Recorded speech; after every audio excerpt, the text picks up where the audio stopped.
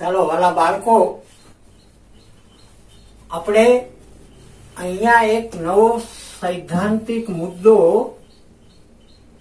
થિયરીની વાત સમજવાના છીએ. બહુ સરળ છે, બહુ સહેલું છે. અંકગણિતનું મૂળભૂત પ્રમેય, આ એક પ્રમેયને પેલા આપણે સમજવાના છીએ. આમ તો આ પ્રમેયનો ઉપયોગ તમે ગુણાકાર શીખ્યા છો. કોઈ પણ સંખ્યાના અવયવ સ્વરૂપમાં ગુણાકાર લખતા શીખ્યા છો ત્યારથી આનો ઉપયોગ કરતા આવો છો, આપણે ઉપયોગ કરીએ છીએ. પણ અંકગણિતનું મૂળભૂત પ્રમેય એવું નામ ત્યારે આપણને ખબર નહોતી. અહીંયા હવે એને આપણે એ કયું પ્રમેય છે અને એનો આપણે બહુ વિશાળ પ્રમાણમાં ઉપયોગ કર્યો છે એ આપણને યાદ આવશે.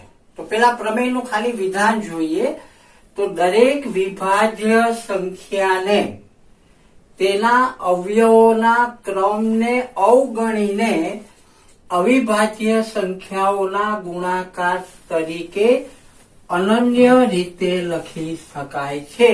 આને કહેવાય અંકગણિતનું મૂળભૂત પ્રમેય. શું આનો અર્થ આપણે સમજીએ તો કોઈ પણ વિભાજ્ય સંખ્યા હોય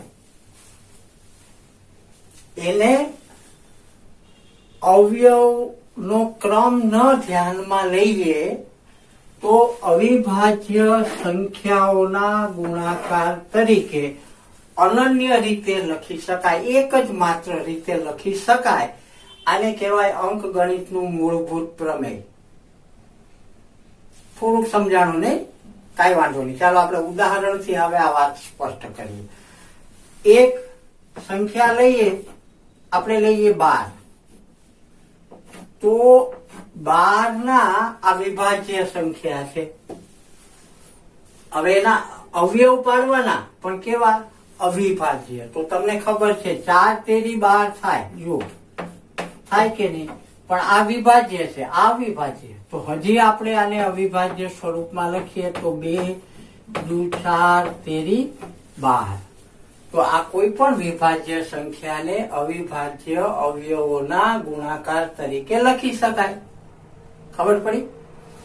બીજી વાત અહીંયા છે ક્રમને અવગણવાનો.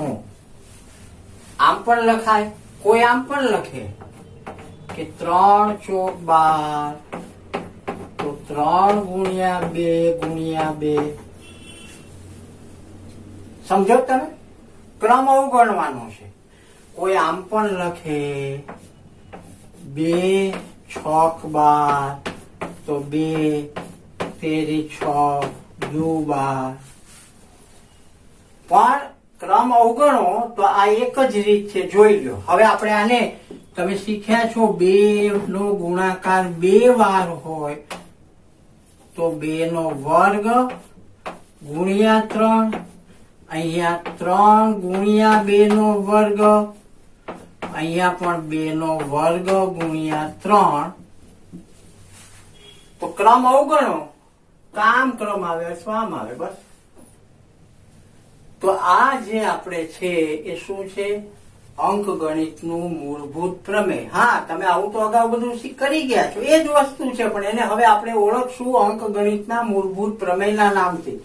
કેમ કે અંકગણિતના અભ્યાસમાં આ બધા જ મુદ્દાઓને આપણે ગણી ગયા છીએ, શીખી ગયા છીએ, એટલે એને મૂળભૂત પ્રમેય કહેવાય અંકગણિતનું, કે પાયાનું વસ્તુ છે. ખ્યાલ આવ્યો? તો આ અંકગણિતના મૂળભૂત પ્રમેયને સમજવા માટેનું એક સાદું ઉદાહરણ. બીજું એક ઉદાહરણ લઈ લઈએ. ચાલો,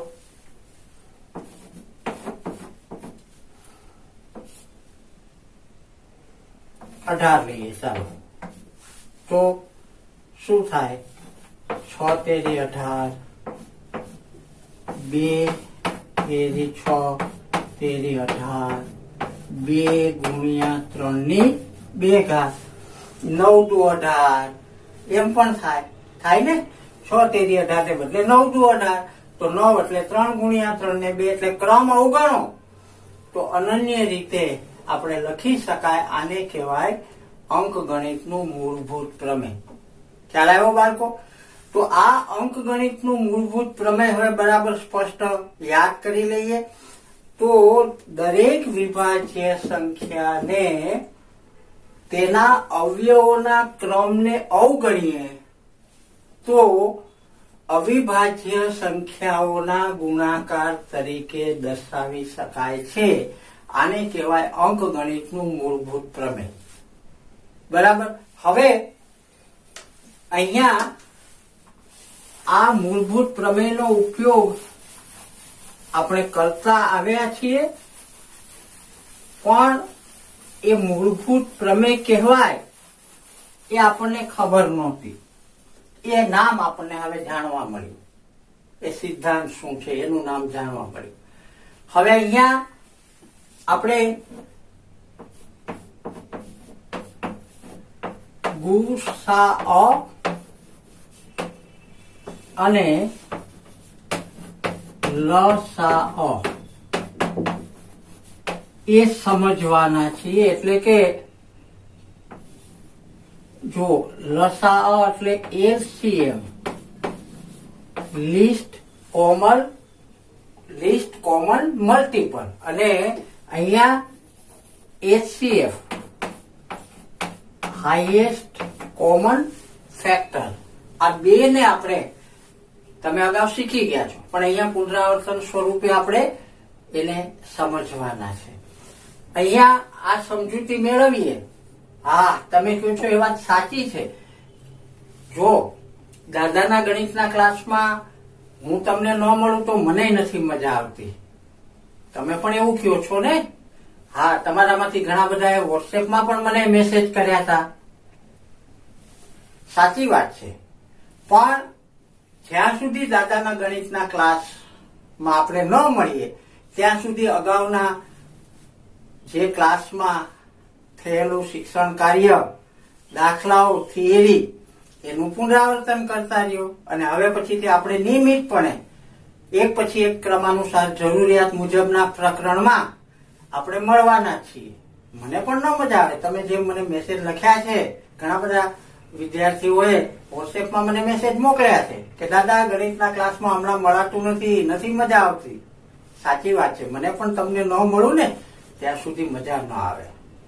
તમારામાંથી કોઈ એવો પણ કોઈકે પ્રશ્ન પૂછ્યા છે કે હું મારા બીજા મિત્રોને આ તમારી લિંક મોકલી શકું? અરે, આ શીખવા માટે જ છે. તમે તમામને તમારા મિત્રો હોય, 10માના વિદ્યાર્થીઓ ગમે ત્યાં રહેતા હોય, એમને મોકલી શકો. એમાં પૂછવાની જરૂર નથી. માત્ર ને માત્ર તમને બરાબર સમજાય, તમે બરાબર શીખી શકો, તમે મારી સાથે સતત ને સતત પ્રવૃત્તિમય રહો, એ જ આપણો હેતુ છે. એટલે તમે મોકલી શકો છો. તમારામાંથી ઘણા બધાએ ચેનલ મારી સબસ્ક્રાઇબ પણ કરી છે અને લાઈક પણ ઘણા બધાએ આપ્યું છે. જે બાકી હોય એ પણ હવે સબસ્ક્રાઇબ કરી લેજો, કેમ કે દાદાના ગણિતના ક્લાસમાં હવે આપણે નિયમિત મળવાના છીએ. એટલે તમને તરત સૂચના મળી જાય. ખ્યાલ આવ્યો બાળકો? તો હવે આપણે ફરીથી, આ તો મેં તમારા વોટ્સએપમાં જે પ્રશ્નો આવ્યા એની વાત કરી. તમારામાંથી કોઈ કે મને તમારા અભ્યાસને લગતા પણ પ્રશ્નો પૂછ્યા છે, જેના મેં તમને વ્યક્તિગત જવાબ આપ્યા છે. કેટલાક પ્રશ્નો તમારા મૂંઝવણના હતા, મનના, એની મેં તમને વ્યક્તિગત જવાબ નથી અત્યારે હું આપતો. પણ દાદાના ક્લાસમાં એક એવો સમય હશે પુનરાવર્તનનો, પરીક્ષાનો, કઈક ટેસ્ટનો, ત્યારે હું ફરીથી તમને એક પ્રેરણાદાયી એવું માર્ગદર્શન આપીશ જે તમારા પ્રશ્નો આધારિત હશે. એમાં એકને વ્યક્તિગત નાના એવા જવાબથી તમે સમજી નહીં શકો એ વાત. એટલે એ મુદ્દાઓની ચર્ચા માટે હું એક અલગ દાદાના ગણિતના ક્લાસમાં માર્ગદર્શન આપીશ. અત્યારે આપણે આ પ્રકરણ 1ના આગળના મુદ્દાઓ તરફ જવાનું છે. એમાંનો એક મુદ્દો આપણે સમજ્યા, અંકગણિતનું મૂળભૂત પ્રમેયને ઉદાહરણ સમજ્યા. હવે ગુસાઅ અને લસાઅ આપણે સમજવાના છે.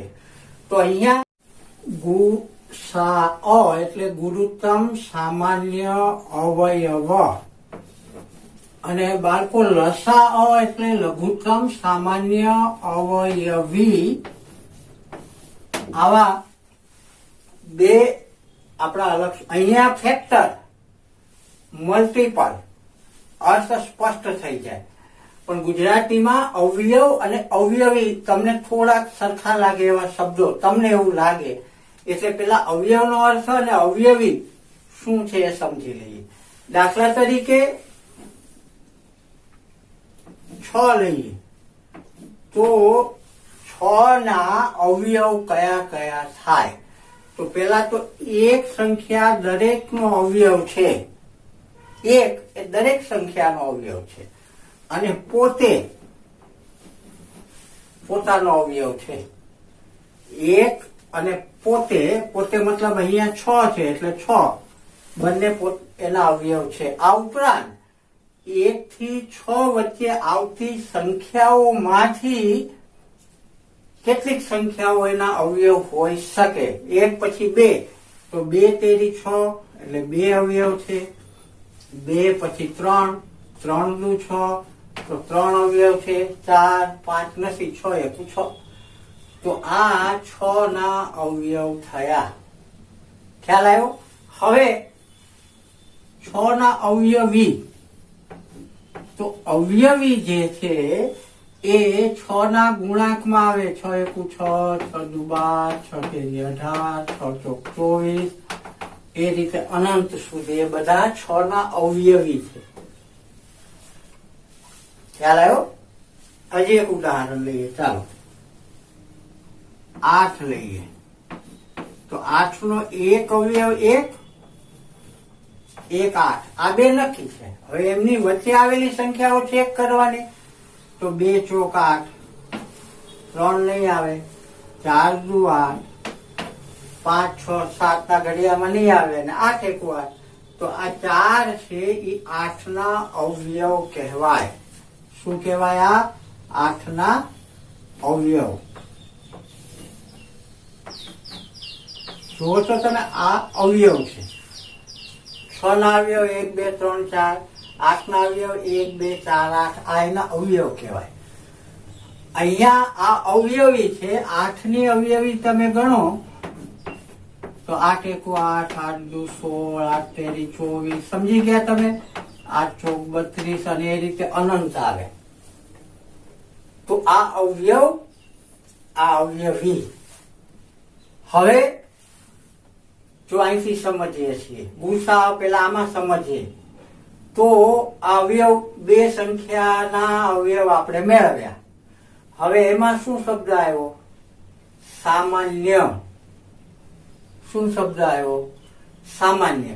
તો આ બંનેમાં સામાન્ય હોય એવો અવયવ લેવાનો અને પછી આવ્યું ગુરુત્તમ. તો ગુરુત્તમ સામાન્ય અવયવ એ લેવાનો એટલે ગુસા મળે. કેવી રીતે? જુઓ, પેલા ગુસા સમજીએ. તો ગુસા 6, 8 મેળવવો છે. ગુસા 6 ને 8 નો મેળવો તો 6 ના આપણે અંક ગણિતના મૂળભૂત પ્રમેય પ્રમાણે અવિભાજ્ય અવયવોમાં એને ગુણાકારના સ્વરૂપમાં મૂકવું પડે. તો 2 તેરી 6 થઈ ગયા અવિભાજ્ય અવયવોના 6 ના. એવી રીતે 8 ના અવિભાજ્ય 2 દુ 4 દુ 8 થઈ ગયા. આને આપણે ઘાતાંકના સ્વરૂપમાં પુનરાવર્તન છે તો લખી શકાય. તો 6 ના આ બે અવયવ, 8 ના આ અવિભાજ્ય અવયવ. હવે અવયવ થયા. હવે એમાં સામાન્ય અવયવ, બેયમાં સામાન્ય હોય. જો આ એક અવયવ સામાન્ય છે, એમાં ગુરુત્તમ હોય. એ સામાન્ય તો એક જ છે, પણ એક કરતા વધુ સામાન્ય હોય બેયમાં. તો એમાં મોટામાં મોટું જે હોય ગુરુત્તમ એ અવયવ લેવાનો. તો અહીંયા તો બેયમાં સામાન્ય આ જ છે એટલે ગુસા તો 6 8 બરાબર 2 થાય. ખ્યાલ આવ્યો? અહીંયા ઘાતાંકના સ્વરૂપમાં આ વાત સમજાવી દો.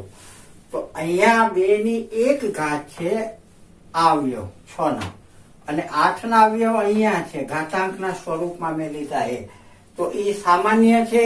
જે 2 સામાન્ય અવયવ હોય એમાં નાની ઘાત વાળો ગુરુત્તમ સામાન્ય અવયવ શોધવો હોય તો લઘુત્તમ ઘાત લેવાની, નાની ઘાત લેવાની.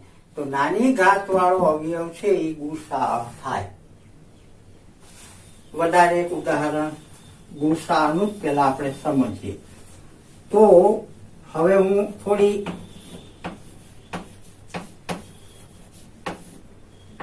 મોટી રકમ લઉં. ચાલો ગુસાઓ 300 અને 360 આવી રકમ લો કે આ આપણે શોધવું છે.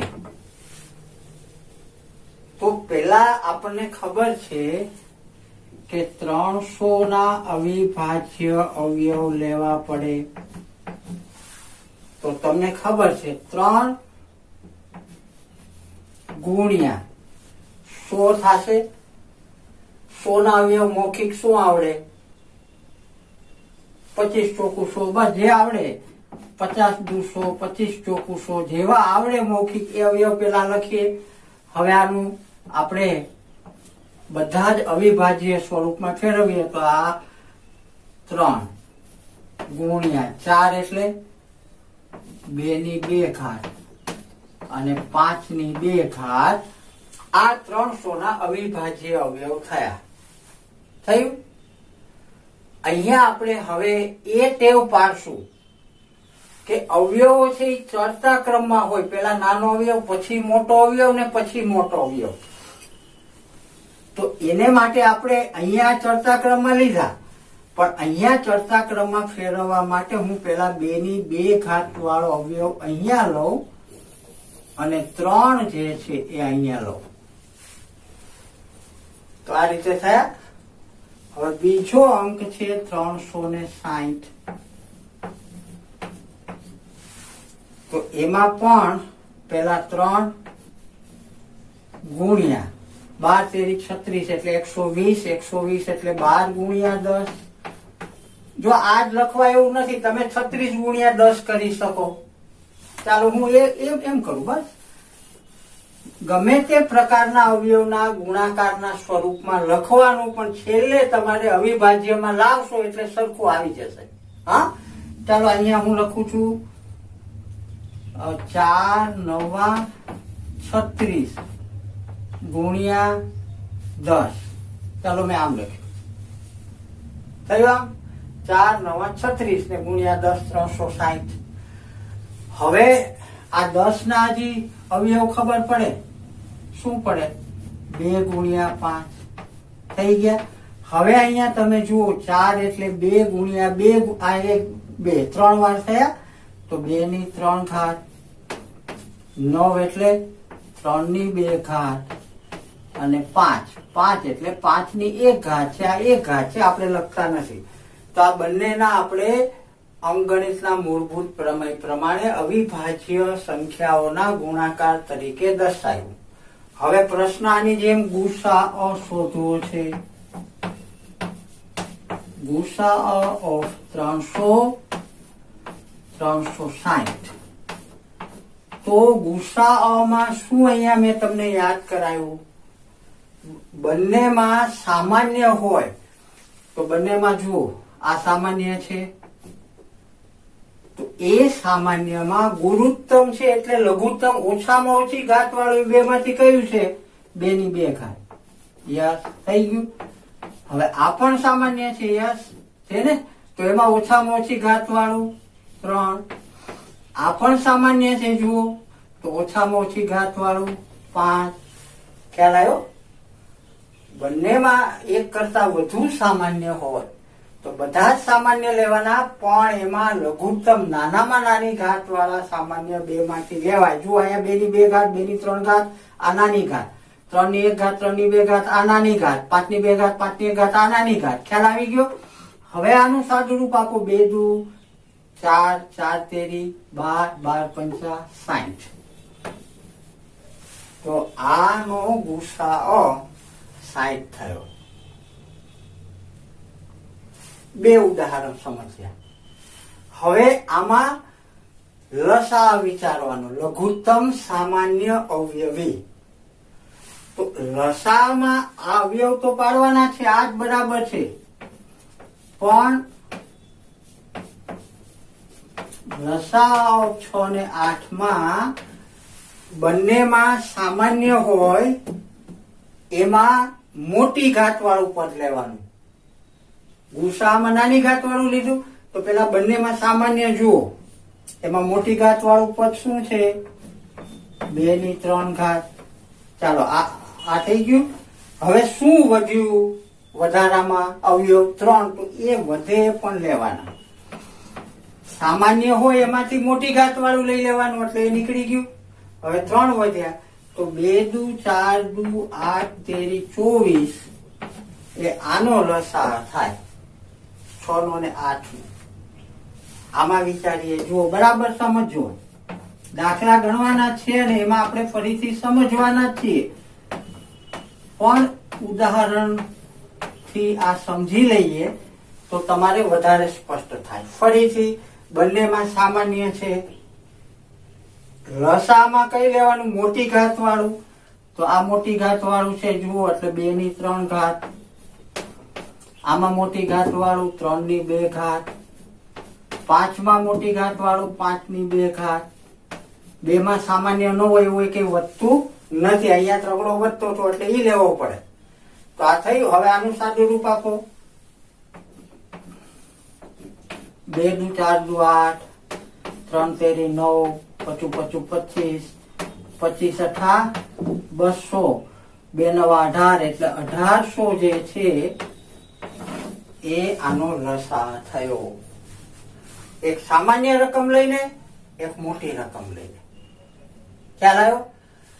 ટૂંકમાં આપણે શું યાદ રાખવાનું છે? તો ગુસાઅ શોધવામાં જે સામાન્ય હોય એ જ લેવાનું, એમાંથી નાની ઘાત વાળું જવાબ ગુસા. પણ લસા હોય તો સામાન્ય ઘાત વાળું હોય એમાંથી મોટી ઘાત વાળું પદ, અને સિવાયના જેટલા પણ બીજા અવયવ વધે એ બધા લેવાના. જોઈ લો. તો આ રીતે ગુસાઅ અને લસા આપણે કેવી રીતે શોધાય? આ કઈ રીતે શોધ્યા? અવિભાજ્ય અવયવની રીતે. અવિભાજ્ય સંખ્યાઓના ગુણાકાર તરીકે જો આ બતાવ્યું. એટલે આ પદ્ધતિ અવિભાજ્ય અવયવોના ગુણાકારની, અવિભાજ્ય અવયવીકરણની પદ્ધતિ એવું કહેવાય. તો આ લસા અને ગુસા કેવી રીતે શોધાય, મેં તમને અલગ અલગ પ્રકારના 2 ઉદાહરણ દ્વારા આ સમજાયું. હવે અહીંયા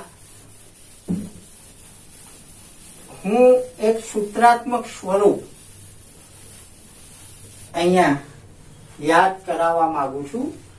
ધ્યાન આપો. ધારો કે A અને B સંખ્યાઓ A અને B 2 સંખ્યા છે. ચાલો, તો ગુસાઅ ઓફ AB ગુણ્યા લસાઅ ઓફ AB બરાબર A ગુણ્યા B થાય. આ ગુસાઅ અને લસાનું એક સૂત્રાત્મક ગુણધર્મ મળ્યો. કોઈ પણ 2 સંખ્યાઓના લસાઅ અને ગુસાઅનો ગુણાકાર અને 2 સંખ્યાનો ગુણાકાર હંમેશા સમાન થાય. ખ્યાલ આવ્યો? આનો અર્થ આપણે દાખલા ગણશું ત્યારે આનો ઉપયોગ કરશું, ત્યારે વધારે સમજશું. અત્યારે હું એમાં હવે બહુ સરળ છે, તમે આ 2 ઉદાહરણમાંથી સમજી ગયા હશો એ માનીને હું નથી કરાવતો.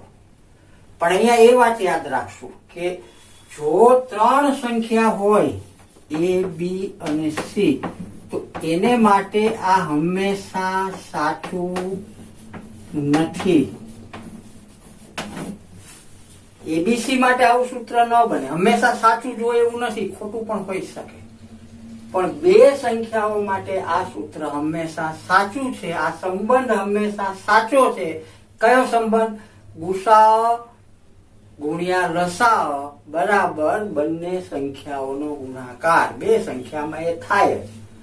ત્રણ સંખ્યામાં થાય પણ ખરું, ન પણ થાય. ખ્યાલ આવ્યો બાળકો? તો અહીંયા આપણે લસા અને ગુસાના સંદર્ભમાં એનું એક ગાણિતિક સ્વરૂપ કેવું હોય એની વાત કરી. હું માનું છું કે તમે હવે બરાબર હાઈએસ્ટ કોમન ફેક્ટર અને લીસ્ટ કોમન મલ્ટીપલ બરાબર યાદ આવી ગયું હશે. આ યાદ કરાવવાનું હતું, અગાઉ તમે શીખી ગયા છો. તો હવે આપણે જઈએ આગળના મુદ્દામાં.